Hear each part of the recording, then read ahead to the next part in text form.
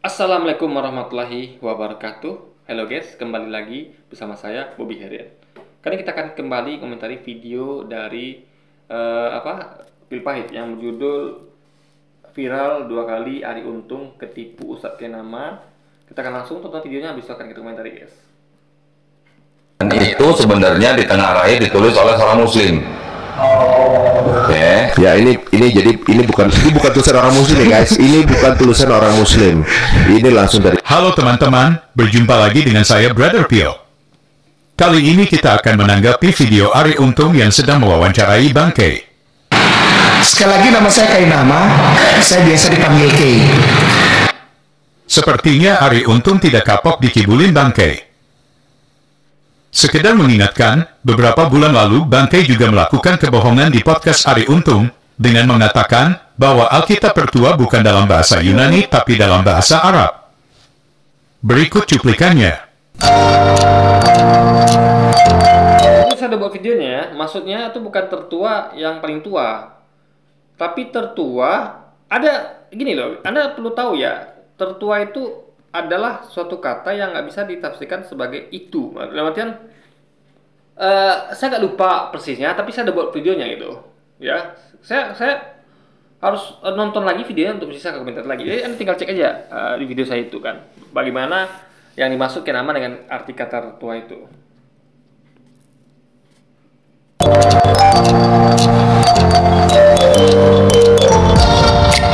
Pertanyaannya, emang ada Bible bahasa Arab pada zaman Nabi masih hidup? Jadi Alkitab tertua itu bahasanya Arab. Alkitab tertua. Itu. Saya pengen tahu tuh Bible versi apa gitu. Alkitab tertua Koptik namanya. Jadi Alkitab tertua itu bahasanya Arab. Saya udah ngumpulin Bible yang banyak, yang tua-tua, bahkan yang dalam bahasa Arab pun. Ternyata pada zaman Nabi Muhammad SAW masih hidup, di mana dia berinteraksi dengan orang-orang Yahudi dan orang-orang Nasrani, belum ada Bible bahasa Arab pada saat itu. Jadi Alkitab tertua itu bahasanya Arab. Baru 235 tahun setelah Nabi wafat, baru ada pertama kali Bible dalam bahasa Arab. Jadi Alkitab tertua itu bahasanya Arab. Yang disebut dengan Kodeks Mount Sinai Arabic. Ada kodenya tuh 151 gitu. Kalau kodek-kodek itu memang dikasih kode nomor. Ini saya buat videonya, Anda bisa nonton video saya sebelumnya guys. Apa saya bahas lagi di sini kan? Itu baru ada di abad ke-9, baru di tahun 867 Bible Arab pertama kali gitu. Jadi Alkitab tertua itu bahasanya Arab.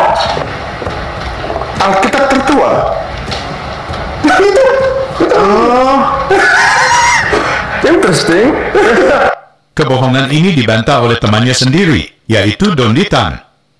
Kali ini dia datang dengan tipuan baru dan korbannya tetap sama, yaitu Arie Untung. Sepertinya Arie selalu tidak beruntung ketika berhadapan dengan Bang Kay. Berikut videonya. Jadi banyak itu gospel, banyak banget, ratusan, banyak itu. Contoh part mana yang membahayakan itu? Buat telepon. Wah. Asik. Ketiknya gini. Ini salah satu ya yang kebenaran ya. Yang Gnosos keluar itu. Yang Gnosos banyak nih ya. Ada satu kitab yang juga belakangan ini lagi ngetop aja. Ketiknya gini, The Gospel of Barnabas. Pilihannya itu yang websitenya The Sacred Text, SACRED. Suci. Ya, teks. Ada kan? Udah. Dibuka udah. Ke bawah cari nomor 39.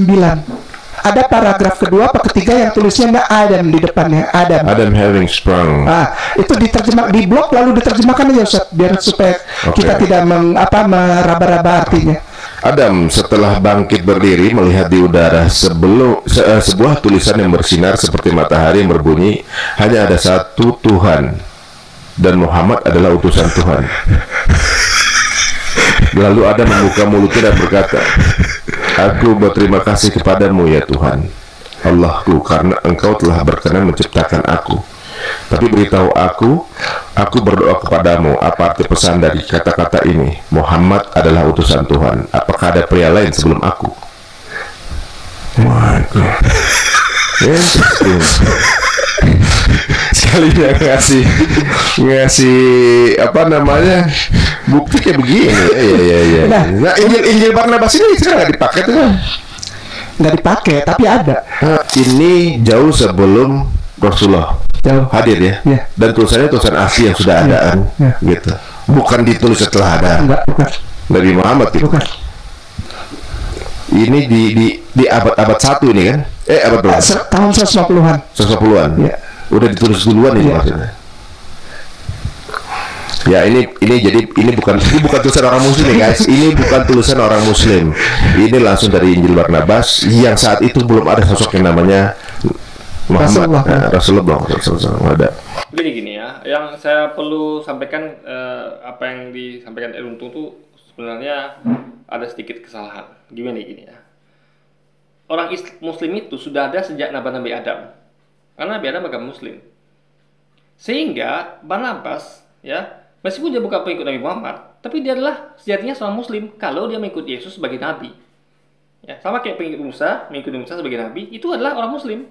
Musa itu Muslim, mengikut Yesus yang sejati yang tidak menuakan Yesus itu Muslim. Jadi Muslim itu bukan ada sejak zaman Nabi Muhammad. Karena yang waktu adalah sekali lagi bukan Nabi pembuka atau Nabi tengah-tengah, dia adalah Nabi penutup.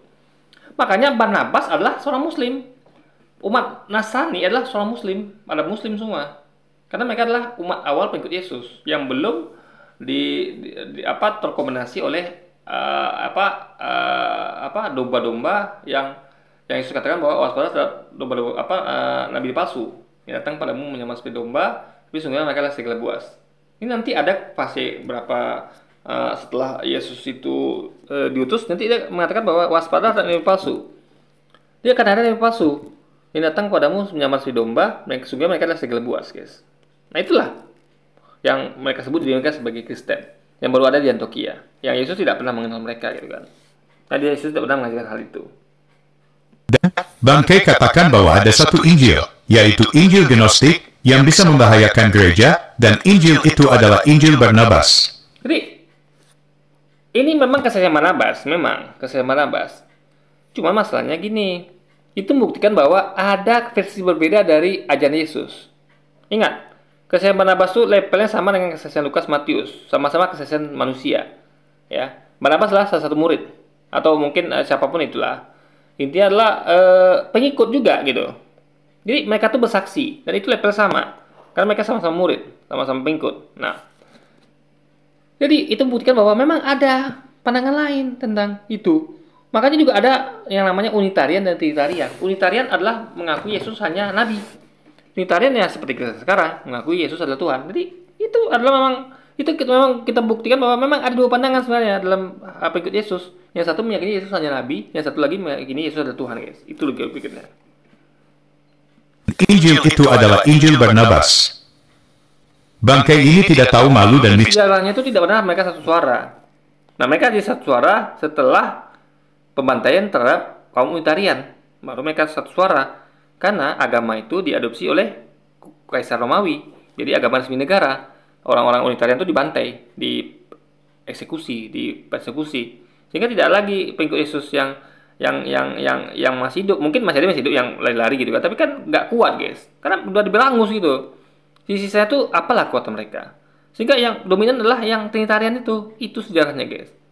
Kalau kaum Trinitarian itu tidak main kotor dengan menggunakan tangannya penguasa Romawi, itu masih ada dua sekarang berdiri itu. Unitarian lawan Trinitarian. Kalau memang equal gitu kan. Tapi mereka tuh di backup Trinitarian oleh Kaisar Romawi. Sehingga diberanguslah orang Unitarian nih. Sehingga sekarang yang tertinggal hanya kaum Trinitarian. Jadi jomplang gitu, guys. Gimana kaum Unitarian ini mau berdakwah, mau menyampaikan bahwa Yesus cuma nabi, kalau mereka jumlahnya sudah sedikit.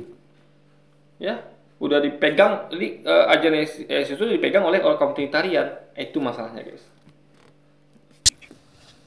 Suatu Injil yang dibuat abad 15 dijadikan rujukan, dan lebih gilanya lagi, yang membuat Injil itu adalah orang Islam. Kalau gak percaya, biar teman Bangkai yang menjelaskan. yang banyak di YouTube itu yang disebut dengan Gospel of Barnabas yang ditulis kira-kira abad 16 Pak, abad 16-17 baru, dan itu sebenarnya ditengarai ditulis oleh seorang Muslim. Oke. Saya tidak pernah bahas Gospel Barnabas itu Pak. Kenapa? Karena ternyata walaupun ditulis oleh seorang Muslim. Jadi gini, anggaplah itu seorang Muslim.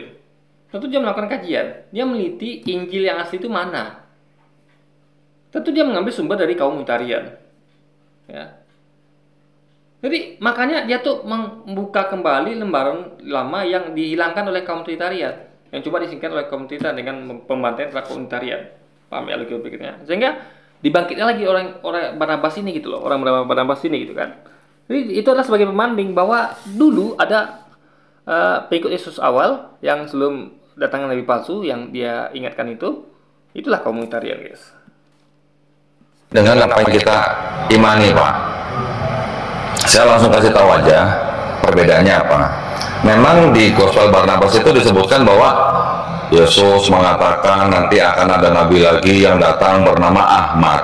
Oke, itu sesuai dengan Quran. Tetapi yang disebut dengan Mesias atau Al-Masih itu bukan Nabi Isa Al-Masih atau Yesus, tetapi Nabi Muhammad SAW. Itu yang membedakan dengan kita Pak. Kalau Donitan membaca kitab bahwa Yesus mengatakan bahwa aku minta pada Bapakku untuk untuk mengutus seorang penolong yang lain. Penolong adalah artinya Mesias, seorang penolong. Artinya ada seorang Mesias atau penolong yang lain selain Yesus. Artinya Nabi Muhammad juga penolong, Mesias juga. Nah, Mesias adalah sebutan untuk para nabi. Mesias, mereka adalah penyelamat bagi umatnya. Itu nggak salah, guys. Jadi ketika Injil Barnabas mengatakan bahwa Nabi Muhammad adalah Mesias, itu nggak salah. Karena Yesus mengatakan sendiri dari kita bahwa aku minta pada Bapa untuk mengutus seorang penolong yang lain. Itulah yang disebut sebagai Mesias yang lain itu. Mesias selain Yesus gitu kan. Membedakan dengan kita Pak. Jadi kita jangan pakai Gospel Barnabas itu Pak ya. Jangan.